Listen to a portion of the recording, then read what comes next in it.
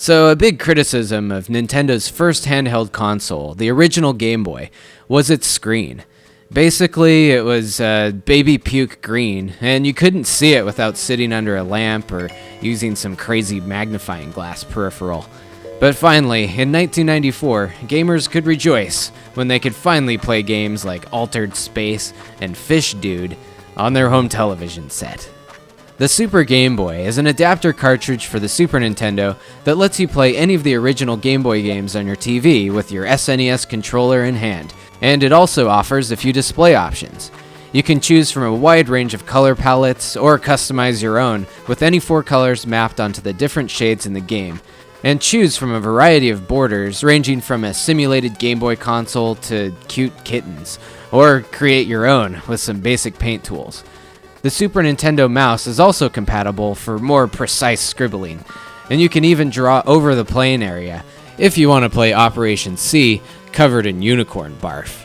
But if hot pink palettes and cat borders don't suit your mood, you can always go for the classic monochrome green or gray for the most authentic Game Boy experience.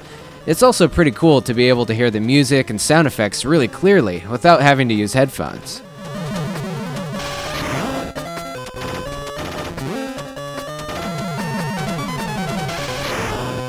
And after the release of the Super Game Boy, some games were made that specifically utilize this hardware, with some enhanced color palettes, game-specific borders, and higher quality sound and voice effects. Some Game Boy Color games are also compatible, as long as they're the ones with black cartridges. But you won't get the full range of colors, and you just have to choose 4 shades like you would with original Game Boy games. Now, you may be asking yourself, why in the name of Gargoyle's Quest would you use this when you could just hook up a Game Boy player to your GameCube and play anything from the original Game Boy up to Game Boy Advance? And sure, the choice of games that is compatible with the Super Game Boy is much more limited, but this still does have a few advantages.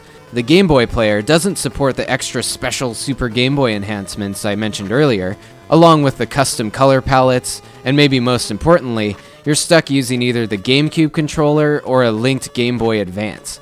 Now don't get me wrong, I'm a big fan of the GameCube controller, but it's a bit much for games that only use 2 buttons.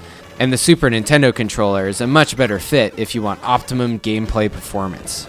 But either way, there's a lot of great classic Game Boy games out there that play just as well at home as they do under some direct sunlight, and the Super Game Boy is a great way to play them, especially in hot pink.